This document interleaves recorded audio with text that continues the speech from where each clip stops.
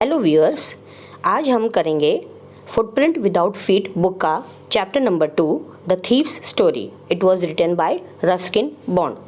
आइए सबसे पहले हम इसके मेन कैरेक्टर्स के बारे में जान लेते हैं। In this story 2 main characters are there. पहला है हरी सिंह, जो कि रियल में एक चोर है, थीफ है। And the second one is Anil, owner of Hari Singh. Owner of Hari Singh का मतलब जिसने हरी सिंह को अपने यहाँ काम दिया और हरी सिंह ने उसके यहाँ चोरी की। अनिल ने हरी को पढ़ना लिखना सिखाया, अपने यहाँ काम दिया, रहने दिया, लेकिन हरी सिंह ने मौका पाते ही अनिल के कुछ पैसे चुरा लिए और चुरा कर वह वहाँ से भाग गया। Yes, this is the chapter number 2 the thieves story. इसमें एक यंग बॉय की स्टोरी है, जिसमें एक यंग बॉय अनिल को अपना दोस्त बनाता है। अनिल उसके ऊपर ट्रस्ट करता है, विश्वास करता है पूरी तरह से और उसको एम्प्लॉयज़ हिम का मतलब उसको अपने यहाँ काम देता है, नौकरी देता है। लेकिन क्या बॉय ने उसके ट्रस्ट को धोखा दिया? क्या उसने अनिल को धोखा दिया? आइए स्टार्ट करते हैं हमारा chapter. I was still a thief when I met Anil. I का मतलब यहाँ पर है हरी, यानी कि थीफ।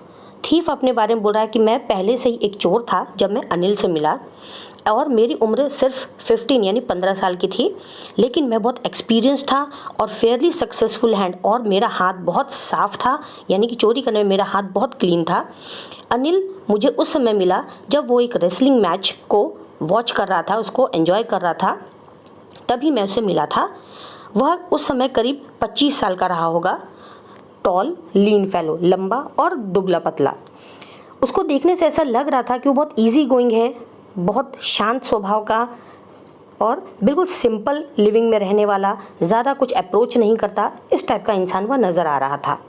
और मैंने अपने लक ऑफ लेट को यूज़ करते हुए, हालांकि मेरा जो लक था वो बहुत पिछड़ा था, मैं अधिकतर कामयाब नहीं हो पाता था, लेकिन फिर भी मैंने उस यंग मैन के कॉन्फिडेंस को जीतने की कोशिश की। यहाँ पे यंग मैन अनिल है, यानी कि हरी ने यंग मैन यानी अनिल के कॉन्फिडेंस को जीतने की कोशिश की। हरी ने उसके पास जाकर उसे बात करने की कोशिश की। You look a bit of wrestler yourself, आप खुद भी एक रेसलर लगते हैं। और मैंने एक फ्लैटरी यानी कि चापलूसी का इस्तेमाल किया। जनरली फ्लैटरी को यूज़ करके हम फ्रेंड्स बनाते हैं, लेकिन उसके बदले में उसने जवाब दिया कि क्या तुम उसकी तरह नहीं दिखते? यानी कि अगर अनिल ने जवाब दिया कि अगर मैं रेसलर दिखता हूँ तो तुम भी रेसलर दिखते हो। उस टाइम उस थीफ को थोड़ा बुरा लगा, क्योंकि वो भी उतना ही पतला था जितना अनिल पतला था। उसने बोला हाँ मैं थोड़ी सी रेसलिंग कर सकता हूँ। उसके बाद अनिल ने उसका नाम पूछा। उसने अपना नाम बताया, हरी सिंह। आई लाइड का मतलब मैंने झूठ बोला। क्यों झूठ बोला? क्योंकि हर महीने वह थीफ अपना नया नाम रख लेता था, और उसका कारण ये था कि वो जहाँ भी पुराने जगह पे काम कर चुका होता था, फॉर्मर जो उसके एम्प्लॉयर्स होते थे, उसके जो मालिक होते थे, वो उसका पीछा कर रहे होते थे और पुलिस भी उसके पीछे लगी हुई होती थी। तो अपने आप को पुलिस से बचाने के लिए वो हर महीने एक नया नाम रख लिया करता था, ताकि पुलिस कभी भी उसका पता न लगा पाए।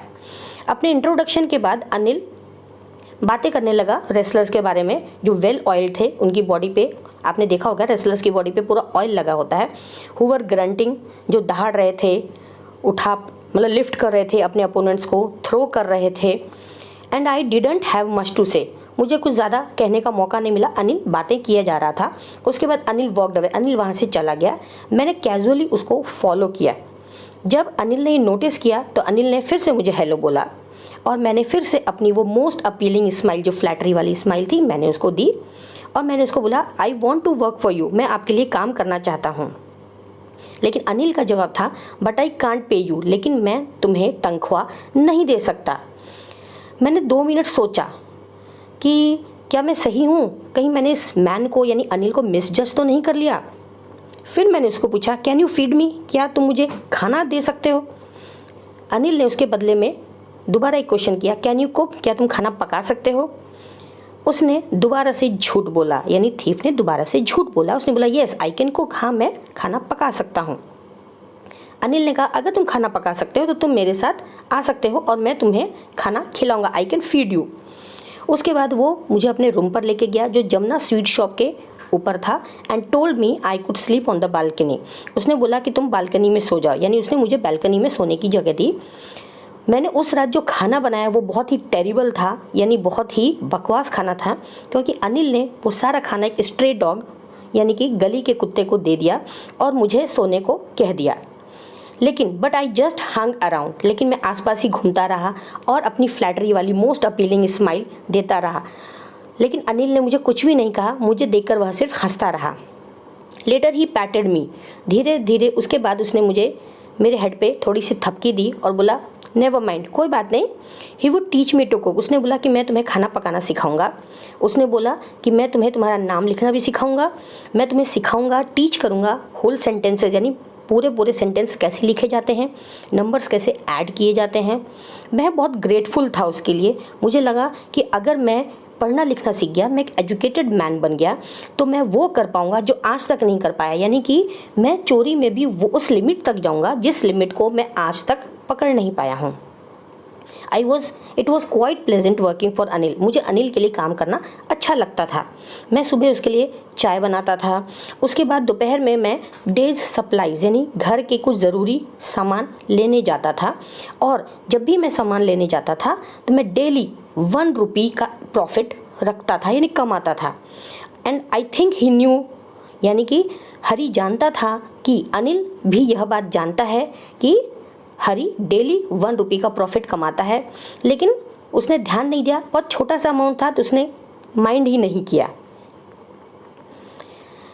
Then Anil made money by fits and starts, Anil fits and start से अपनी पैसे कमाता था, यानी कि वो एक वीक बोरो करता था, लेंड द नेक्स्ट, और दूसरे वीक में वो अपना काम पूरा करके दे देता था।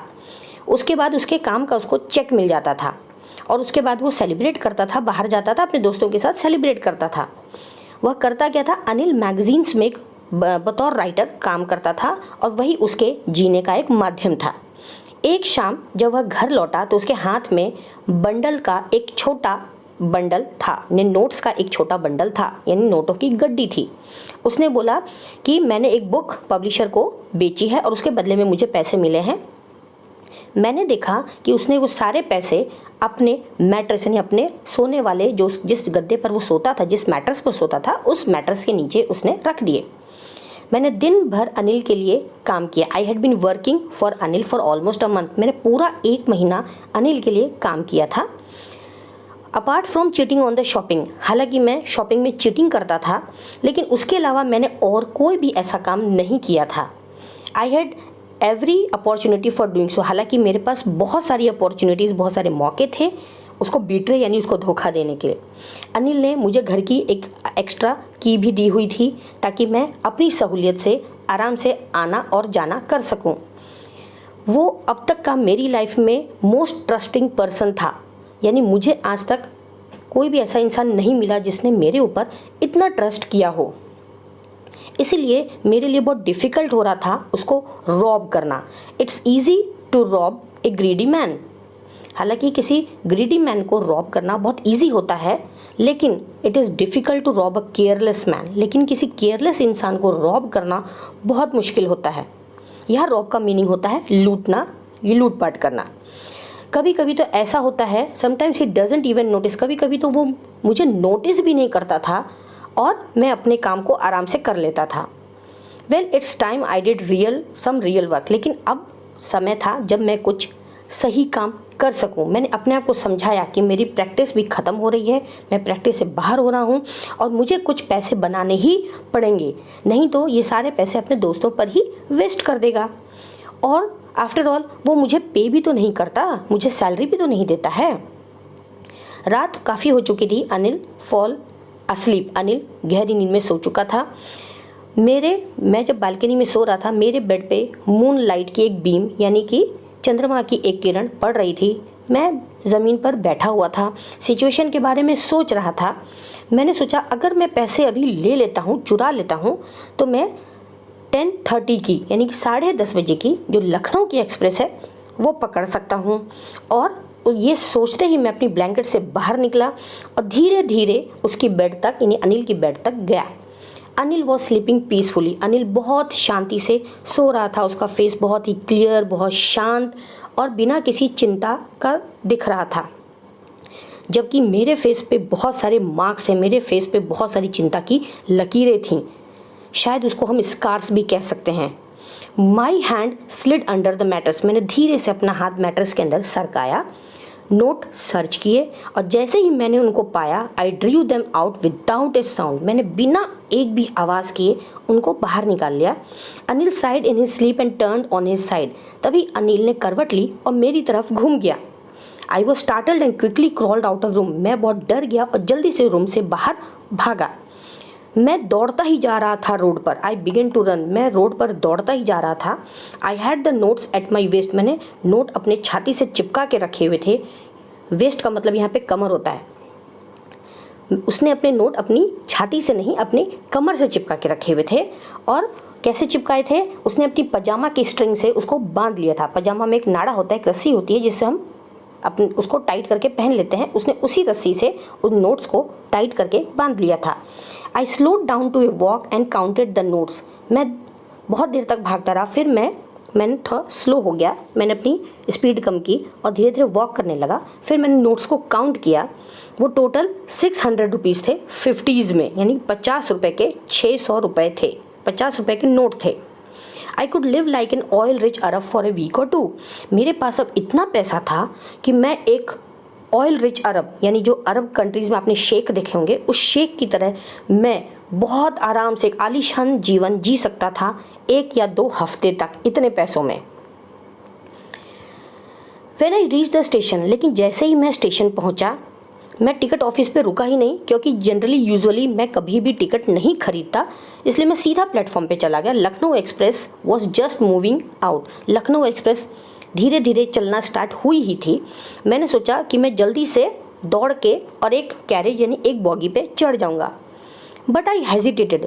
लेकिन पता नहीं कौन सा रीज़न था, for some reason I can't explain, जो मैं बता नहीं सकता, मेरे पैर रुक गए and I lost the chance to get away. और चांस चला गया, ट्रेन चली गई।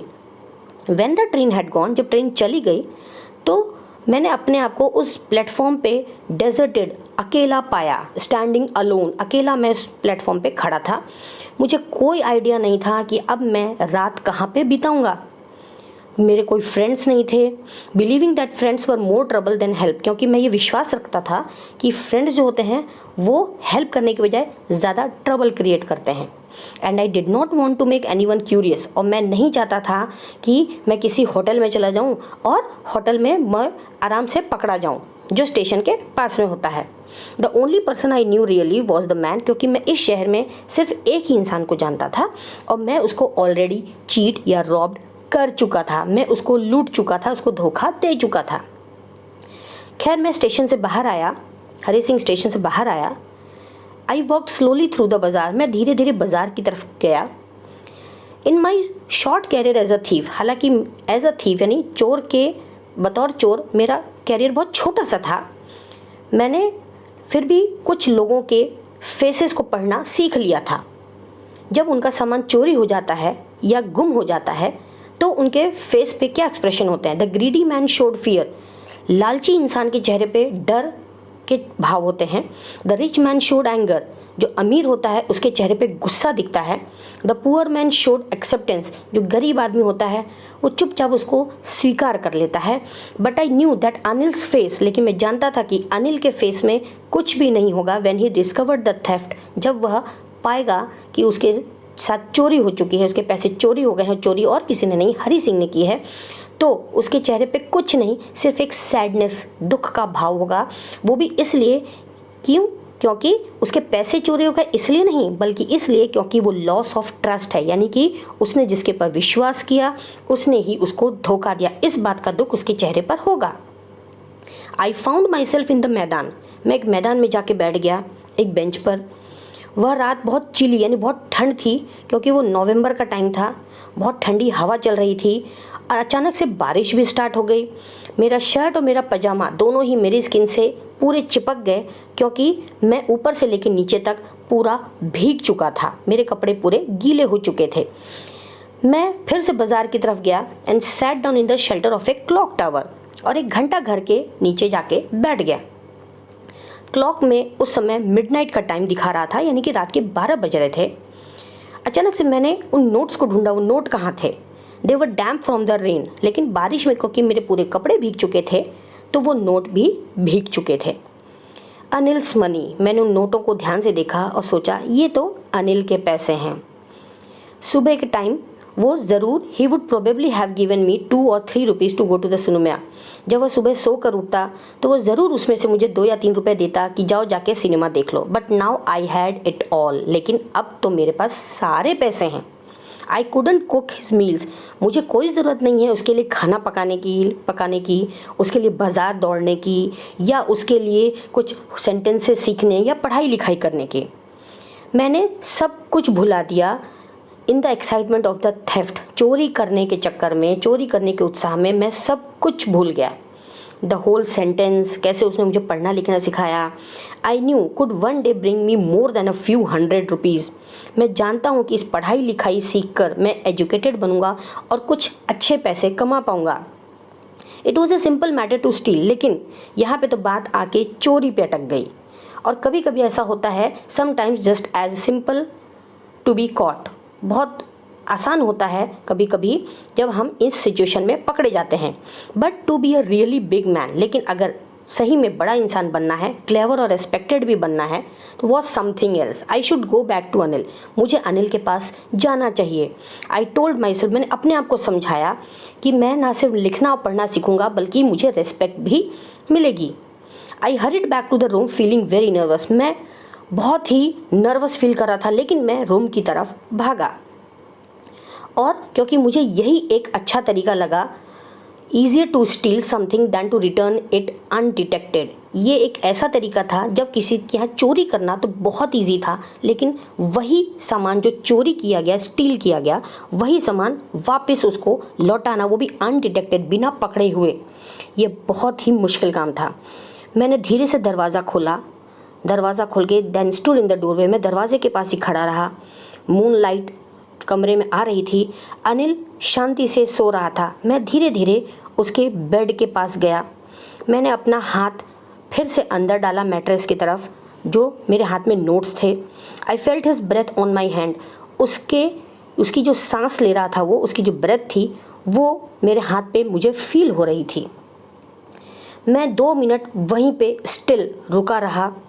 Then my hand found the edge of the mattress. धीरे धीरे मैंने अपना हाथ मैट्रेस की तरफ बढ़ाया और जैसे नोट मैंने स्लिप करके निकाले थे, वैसे ही वापस से स्लिप करके अंदर रख दिए।